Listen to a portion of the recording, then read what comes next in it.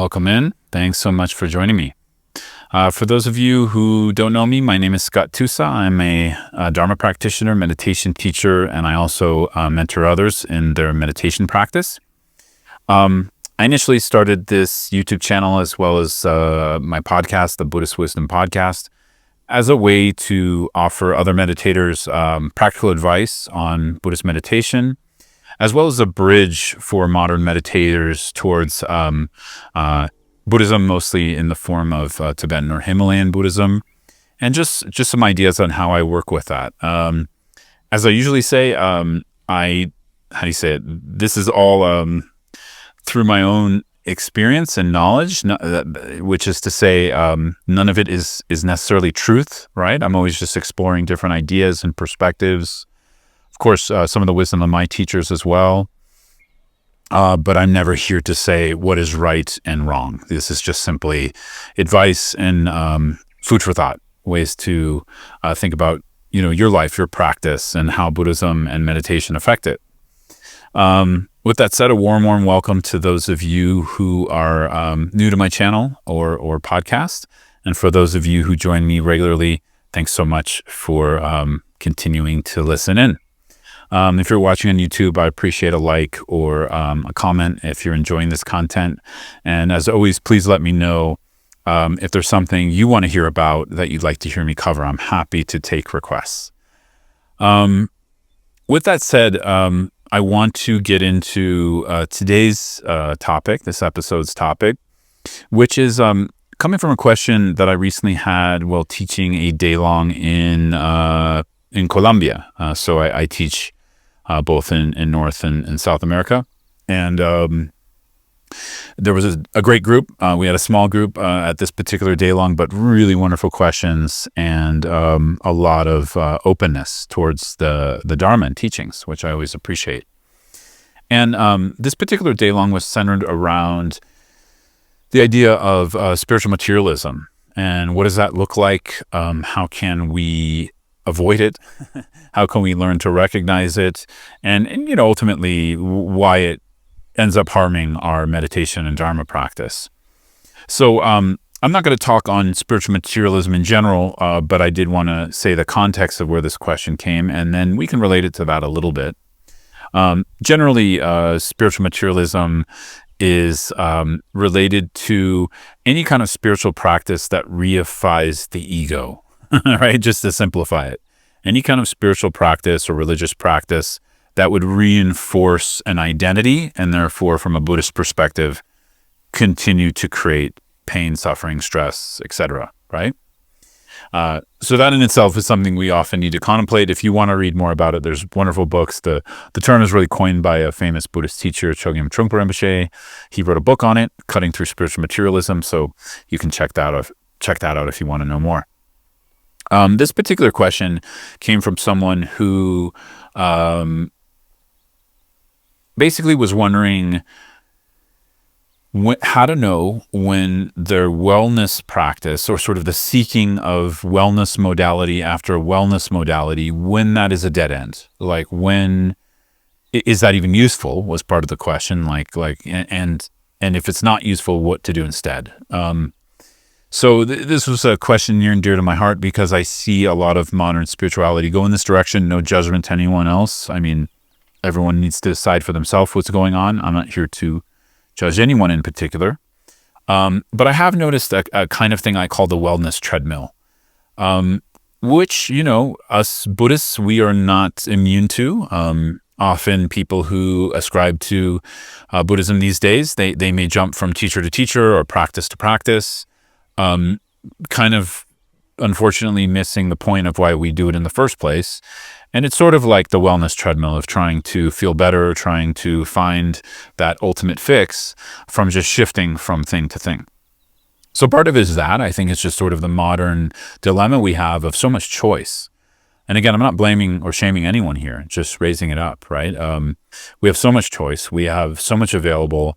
And, we like the new sexy thing. It's sort of like, oh, the new meditation app, let's do that. Oh, the new, such and such, let's do this, right? One day it's plant medicine, the other day it's Kundalini yoga, the next day it's Tibetan Buddhism. I don't know. To me, the main problem is basically lacking a view of what we're trying to get out of it. And if we don't put some time into understanding what something can provide, it's going to default to the lowest hanging fruit, which is often reinforcing our ego clinging, reinforcing the identities that are already causing us suffering, right? And these can be, and here I'm not saying identities are bad. They're not. But when we cling to them, they cause suffering. And often identities can be as simple as I want to feel better, right? That can be a type of identity, or a type of identity of I'm the one who's always sad. How do I change that, right? We change it by recognizing we don't have to be that identity anymore, right? Like that's really, sorry to cut to the main point, but that's really it. But either way, there's many ways to think about this. And I like the question personally because her question was not, it was coming from someone who had kind of gone on the treadmill and was getting exhausted with it. And I think for some of us, myself included, this is required. We often need to try things and just see, okay, that's not the way. And then having the perseverance to question, well, what is, then we can look deeper. So wanting to resolve our suffering, wanting to help others, wanting to feel better is not bad, right? This comes from our fundamental Buddha nature of wanting to find itself. But when it's in this idea that it has to come in a certain package and that we're going to have this permanent, perfect experience, that's not possible. It's sort of like trying to get oil from sand. And so I often just refer to this of like really getting clear with ourselves, what are the dead ends? And then we can turn around and not keep pursuing that dead end. Now in Buddhism, what we often talk about is this comes down to view. It's like the view or the idea or the aim of what we're using something for. So in Buddhist meditation, we're not just meditating to meditate. There's a purpose to it, right? The purpose is, to put it simply, the purpose is to be awake and to serve others through being awake, through that awakening. But awakening itself has this context of what awake means as we realize we don't have to cling to any kind of identity to be at peace. We don't have to be someone. We don't have to believe every thought or emotion we have in order to be at peace. We don't have to form or conceptualize an idea of what peace looks like to be at peace, right? All of that goes into the spiritual materialism category. And so it's sort of what I come back to with this is it's sort of the premise of what we're working off of. If we are working to become something else, then that will be the basis for more confusion and pain. It may be a different form where we can resolve some trauma and things like that. There's nothing wrong with that. Often these things are layered and there's stages. It's not like I'm not the kind of person who's like awakening or bust. I'm not that kind of believer. I think there's many stages for us. And if we need to do some personal healing work, wonderful, do that. But just recognize, in my opinion, we just need to recognize that there's no actual healed person at the end of the day. There's no like version of ourselves that's perfect and completely healed.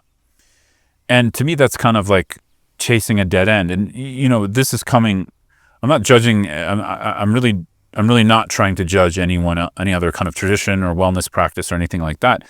As I said, this can also happen in Buddhism. It happened to me, trying to become a perfect practitioner or doing everything correctly, right? Like according to the lineage or the teachings. And it just made me more uptight and rigid and anxious and dogmatic. It made me probably less of a fun person to be around and very anxious, internally. So when that bubble popped for me, which is definitely connected to spiritual materialism, that's what I was saying, none of us are immune to this. It's just whenever there's ego clinging, there's spiritual materialism, right? If we're practicing a spiritual path. If we're not, there's psychological and physical materialism. But anyways, so this can really happen to any of us pursuing these paths. And this is where I think it's so key we identify what we're actually trying to get. Right? Are we trying to find some other kind of healed or perfect self? Or are we trying to recognize maybe we don't need the self in the way we think of self in order to function at our best, right? So this is where Buddhism often teaches the interdependent self, or the mere I, which is one of the main purposes of Buddhist meditation. It's to connect with that mere I, to recognize we don't need to always be beholden to this fixed sense of self, the fixed I, the fixed identity, right? Again, this really goes into the teachings of Buddhist non-duality. But I think it's important to mention, because otherwise we're always locked into, our meditation practice, our wellness practice, our spiritual practice, our Buddhist practice, whatever, will just lock us into creating or becoming some kind of other identity, which actually will not provide genuine ultimate happiness. It will just keep us in the rounds of circling through afflictive emotions and self. So this is kind of like where, again, this isn't my invention. This comes from the general Buddhist teachings, from foundational Buddhism. But it's been one of the most helpful teachings for me, just recognizing that is the aim. And, just in full transparency, it's a strange path, because I see it as like myself, I'm trying to understand something that's outside of the interplay or the dynamic of how I work 24/7, right? So even what I'm speaking from now, it's from knowledge. It's not from any kind of deep transformation, right? So with that said, it's sort of like, I don't view this as like, I don't know how you say it, like we're really in it. Like I'm really in it personally. I'm really in the mud, but I see the potential to get out. And that potential has to come from a non-conceptual experience developed with the right aim, motivation, and specific meditation practice found in Buddhism, in shamatha and vipassana meditation. And so I just view myself as a work in progress. I don't put that much pressure. So when I say all this, the reason I'm saying that is like, you also don't necessarily need to feel that from what I'm saying now. It's just kind of knowing the way. It's knowing, oh, okay, like that's what I'm aiming for.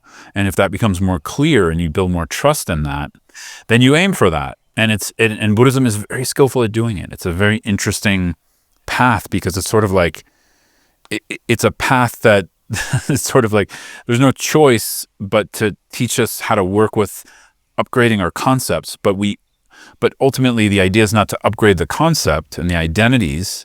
It's to transcend them, essentially, transform them, understand there's another way to be, another way to work. But yet the concepts themselves help us to get out of the concept. And I think that's very unique. That's something I've found in the last few years that's helped me to build a lot of trust in the Dharma, that they're helpful practices and methods and ideas and concepts to deepen one's experience and trust in, but they actually get us out of the whole paradigm of what they're doing in the first place, meaning like the concepts are getting us out of the concepts eventually. So I find that helpful. Again, maybe confusing. It's just the way it's coming out today. But anyways, yeah, that's kind of what ended up, we ended up talking around that question for quite a while, because I think a lot of us are stuck in that. And there's no shame in trying different traditions and trying different practices and meditations and seeing sort of, what fits oneself. But ultimately we have to recognize, we do not want to be on that treadmill forever. We have to recognize, okay, where are we actually trying to go with this? What are we trying to do? And maybe some of us, we want that. We just want to feel a little bit better. Go for it. But keep your mind open that that's not necessarily the end, maybe, for yourself. That's all I would say. And as long, we may end up finding a little bit of disappointment in that, because, we'll feel a little bit better, transform a little bit, but we're going to end up, struggling again.